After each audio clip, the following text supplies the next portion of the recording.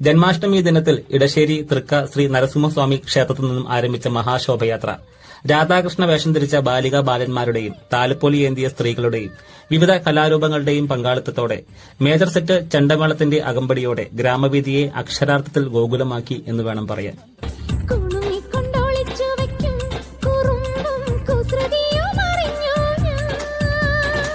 കൈപ്പകശ്ശേരി ഗോവിന്ദൻ നമ്പൂതിരിയുടെ വിശേഷാൽ പൂജയ്ക്ക് ശേഷം ഹൈക്കോടതിയിലെ മുതിർന്ന അഭിഭാഷക ഭാരതാംബയ്ക്ക് പതാക കൈമാറിയതോടെ മഹാശോഭയാത്രയ്ക്ക് തുടക്കമായി.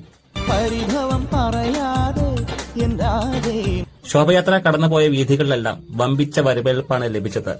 റോഡിന് ഇരുവശത്തുമായി ജനങ്ങൾ തടിച്ചുകൂടി നിൽക്കുന്ന കാഴ്ചയാണ് എവിടെയും കാണാൻ കഴിഞ്ഞത്. ഗാനങ്ങൾക്ക് ചുവടുവെച്ച് രാധാകൃഷ്ണന്മാർ നൃത്തം ചെയ്തതോടെ നാടും നഗരവും ഇളകിമറിഞ്ഞ് ശോഭയാത്രയിൽ പങ്കുചേർന്നു. ഒരിയപ്പുറം ശ്രീ മഹാദേവ ക്ഷേത്രത്തിലാണ് ശോഭയാത്ര അവസാനിച്ചത്.